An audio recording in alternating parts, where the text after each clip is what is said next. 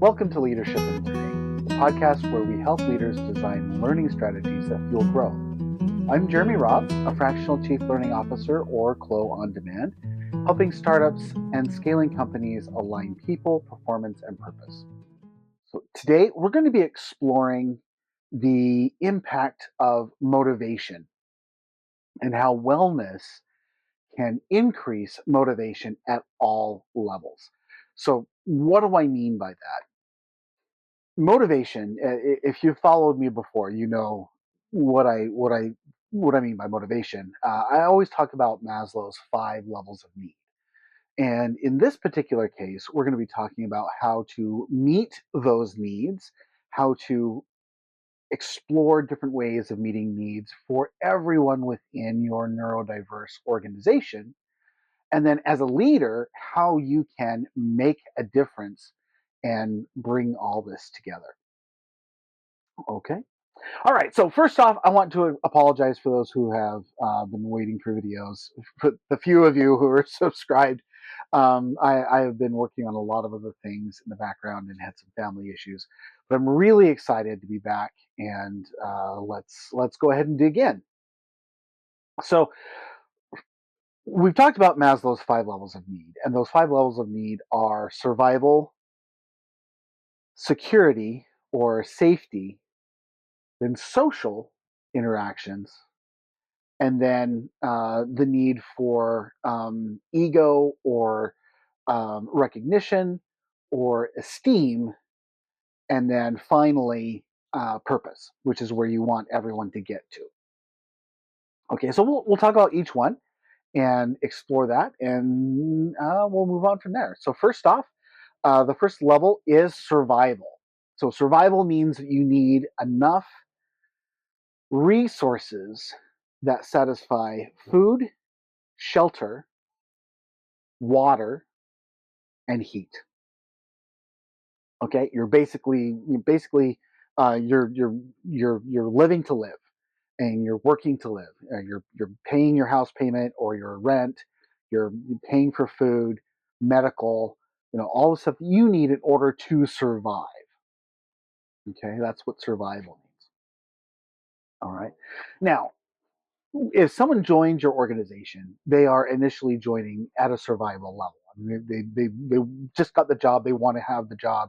They want to do well. They want to really show you what they can do. And generally, they want to move very quickly into the safety level, which is the next level. Now, in order to keep people happy in their survival level, you need to provide options that are very valuable to them, which means obviously they've got to have a paycheck that's going to meet their needs. This is ultimately going to be the decision of hiring and what you do when they get hired on, because they decide what they need. Like what is their living wage when they come on, and what are they going to accept? It also means that as you're offering jobs, you need to be aware of at this particular level, at this particular level of experience and whatnot, what is a livable wage? What is a fair wage? Okay, so fair wages are really important. The other thing you need is no judgment PTO. So a lot of organizations, they ask questions. Why are you taking time off? I need to know what's going on. There should be no judgment. When you have time off, PTO, as part of your pay package, whether it's unlimited PTO or 2 weeks vacation plus sick leave and whatnot, you have no right to ask why someone's taking their PTO. They have a right to that PTO. The only reason why you would need to question that is when you need to balance, who's available at what time and whatnot.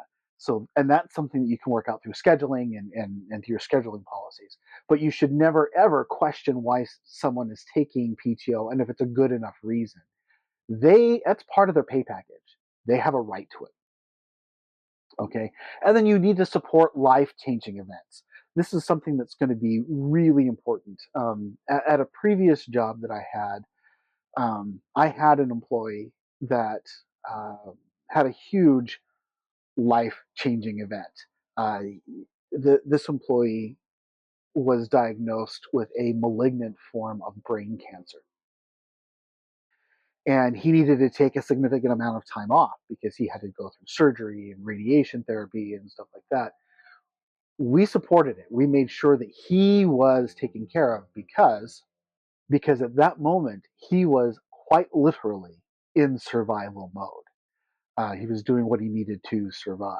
So we made sure he was covered. I made sure that he was able to take the time that he needed in order to um, become as healthy as possible and then prepare for the worst. That's important. Okay. So support life changing events. This also means new babies that are coming, family members pass, even if they lose a pet, that can be devastating. Particularly in today's world, pets are becoming more and more like children to a lot of families.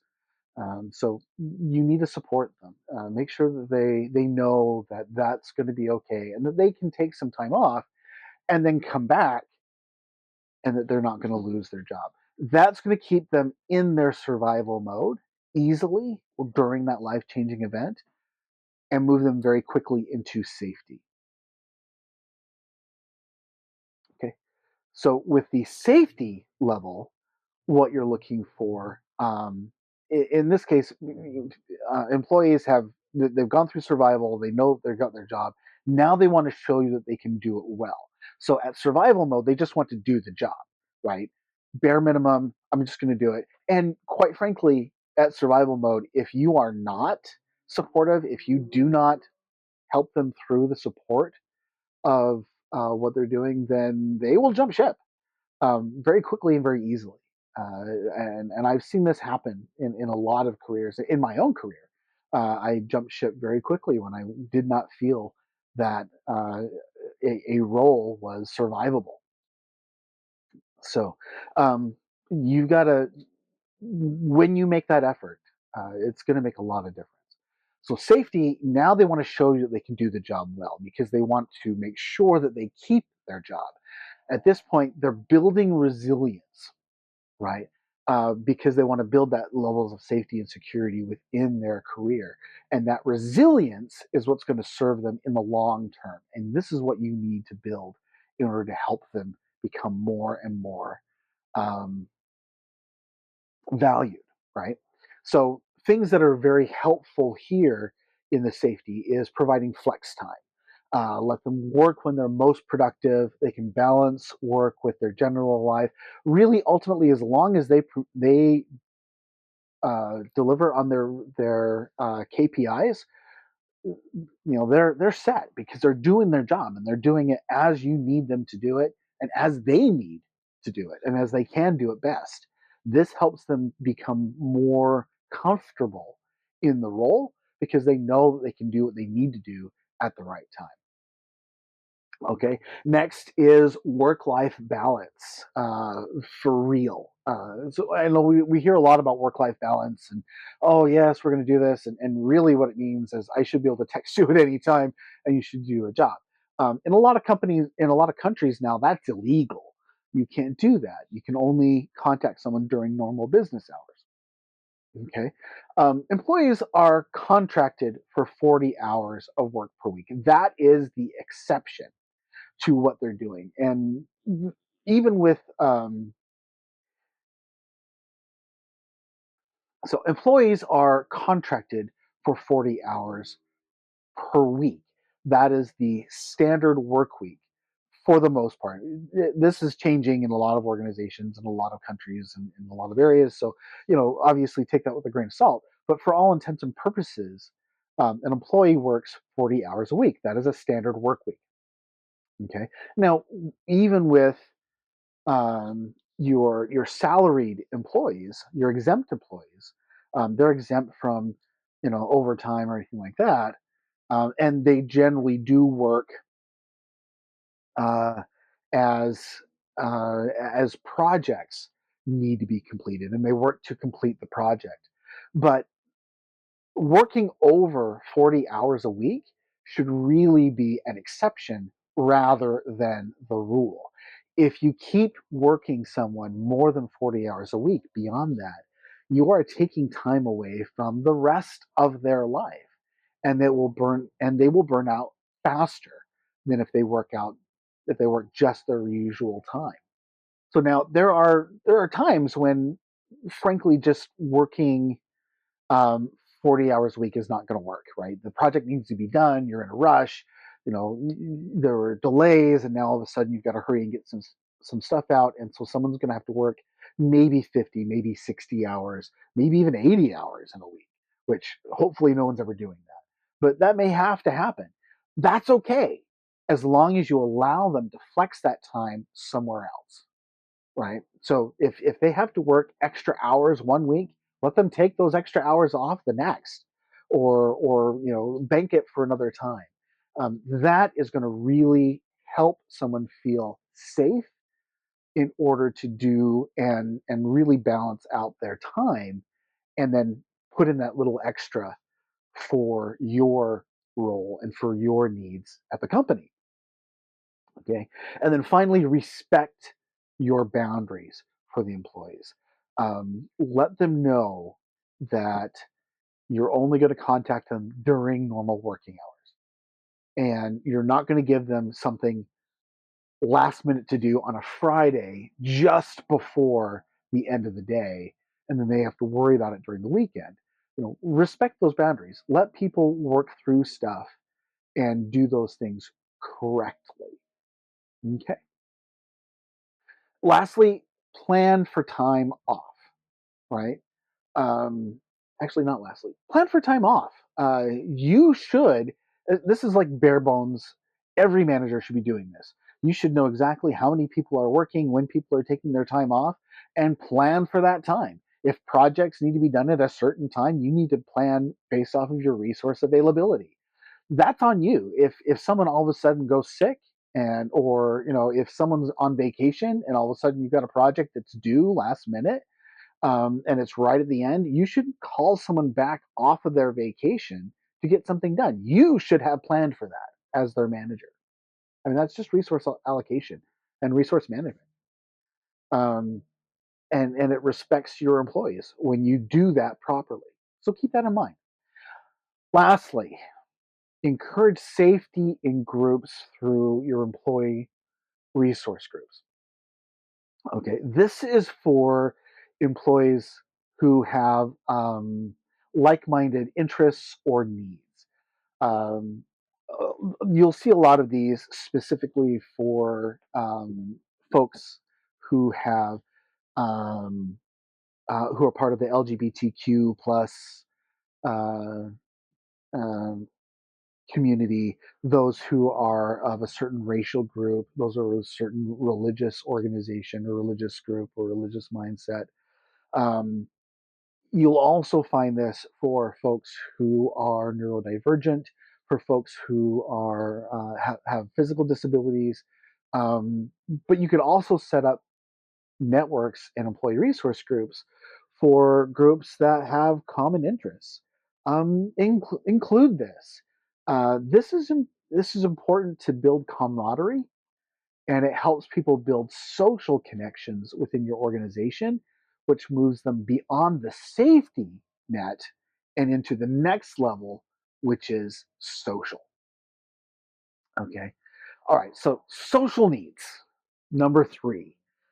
This is where folks are working for the sake of working with the folks they work with.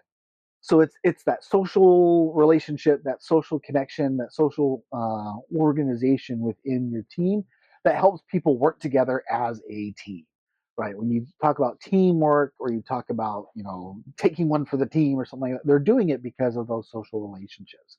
Now, your ERGs are going to be very helpful with this. Your employee resource groups, because they help people build common relationships and common social relationships um, that uh, go beyond just your immediate team, and they actually help build cross silo connections, which is very helpful in any company, because you're able to get more stuff done as you break down those siloed walls.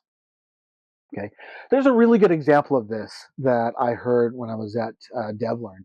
there was this family, or not this family, there was this company that had some really good bio researchers. They were fantastic, but they were socially awkward. And so the drinks after work thing didn't work for them. And I can relate, doesn't work for me either. I'm not a drinker, doesn't work for me. So what they did is they started doing game evenings because those folks really loved role playing games. And so they did gaming nights and they'd bring folks out and it would help people relate with others in those particular experiences. And then that translated to better relationships outside of their immediate group. And so they built stronger social relationships across teams because they provided an employee resource group that focused on role playing games. So there are lots of opportunities that you can use. So that's a really good thing. Another thing is, plan for social events with everyone's feedback. Like I said, not everyone likes pizza and not everybody likes alcohol. I'm not a drinker. You're going to have folks that are for religious reasons or for medical reasons or for their own personal reasons are not going to drink. You can have non-drinking options available in social groups, and then find other ways to get people to engage. Another thing, if you have folks that are neurodivergent, particularly those who are autistic, they have difficulty relating with other folks in large social groups. And uh, Speaking for myself here, I would generally sit in the back. I sit in the corner and I wait for people to come to me. Um, have provisions for folks like that who just quite frankly are not going to go out and they're not going to interact with everyone, but they want to get to know people. So find ways to engage folks in a safety net that works for them. So lastly, we have team empathy. When folks are struggling, the last thing they want to worry about is whether or not they brought the right cups to the social night that night. You want to encourage the team to be empathetic to those around them and recognize that should someone not really want to participate, it's okay, right? Invite them, welcome them. So invite them, welcome them, and let them know that they're always welcomed in the future. Rejecting a social event isn't a personal slight, so just don't take offense. Okay, so fourth on the list is recognition and esteem. So this is going to sound really weird because ego and propping people up, but what it really is recognizing folks for their contributions that they make, and then making sure that they know that they're appreciated, right? So if you're trying hard to be recognized, this can be a contribution to burnout. Even though you've got a really good social relationship with everyone around you, you feel safe in your role because you're doing it really well, and obviously you're getting paid well enough because your survival needs are being met. If you're trying hard to be recognized for your contributions and no one's recognizing them, it's being ignored, that is a problem. So one thing that I most commonly see in this realm with a lot of managers is that they recognize people who go what they call above and beyond, and it usually means cutting into their personal life for the benefit of work, right? So these are the folks that will, postpone a dental a dental visit in order to do some extra work, or not go to the doctor, or come back early from their vacation, or something to that effect, to pull basically the company's buns out of the fire, and then they're recognized for that particular step.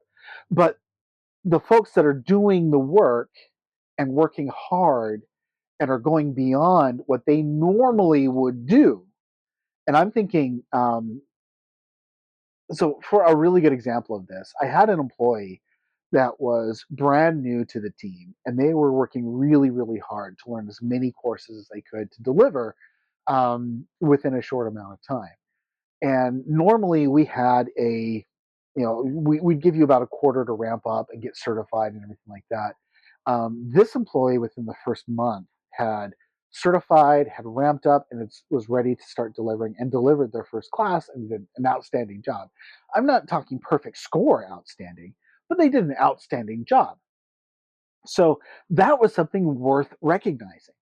Granted, he didn't work extra hours. He didn't, stop working for the sake of the company, but he put in an extra effort that was beyond what was expected and did an outstanding job in his realm of experience. Those type of things need to be recognized. Okay. Other things that you can do to really help stave off burnout in these cases, you need to encourage PTO. People need to take time off. They need to decompress and let go. That is really important.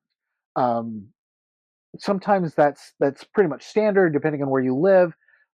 For the United States, it's actually really rare, particularly if you have unlimited PTO.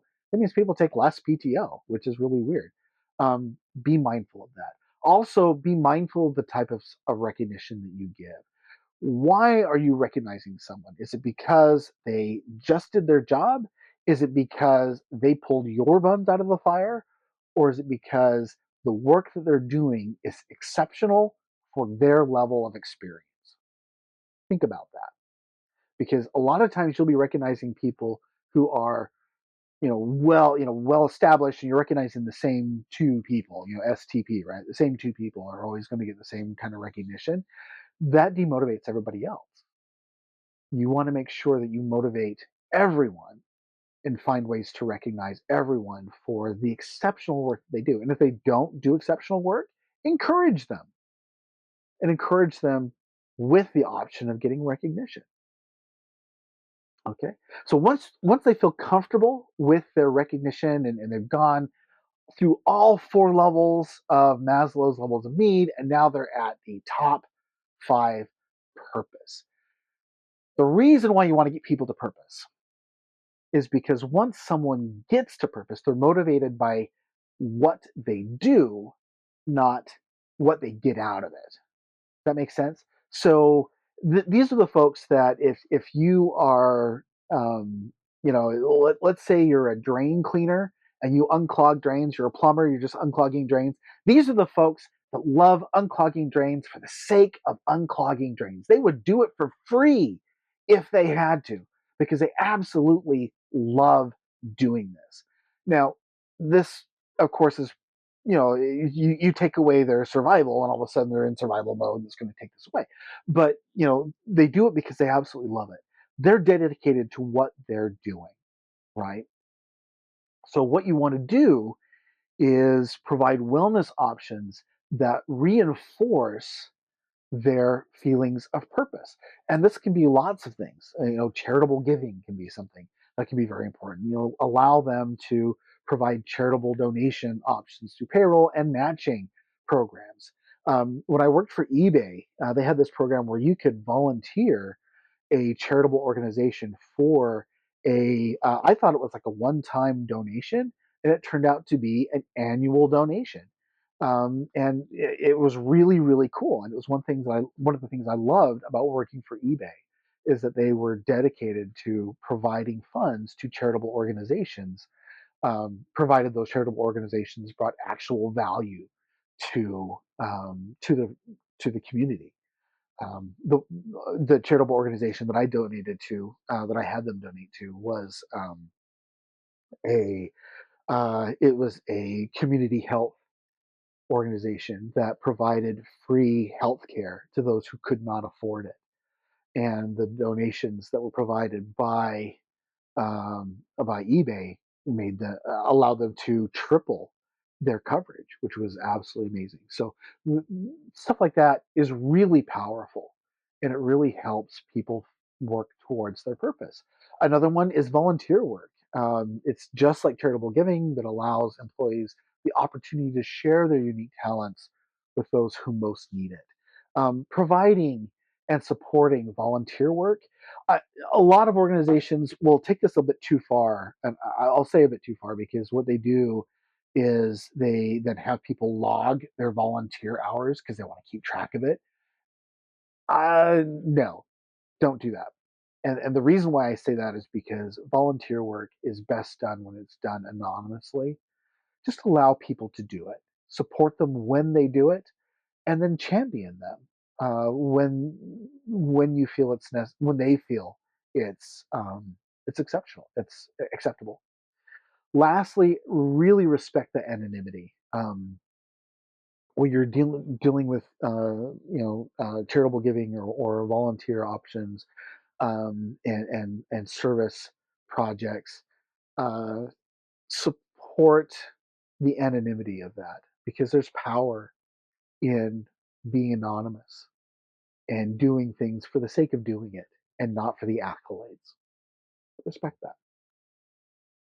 Okay, so lastly, just final thoughts. I want to talk about why this is important. Because when you're building an organization and you're building training and you're building, the support and everything around your organization, you want to build an organization that's going to meet your employees at the 5 levels of need and help them progress through those 5 levels of need to purpose as quickly as possible.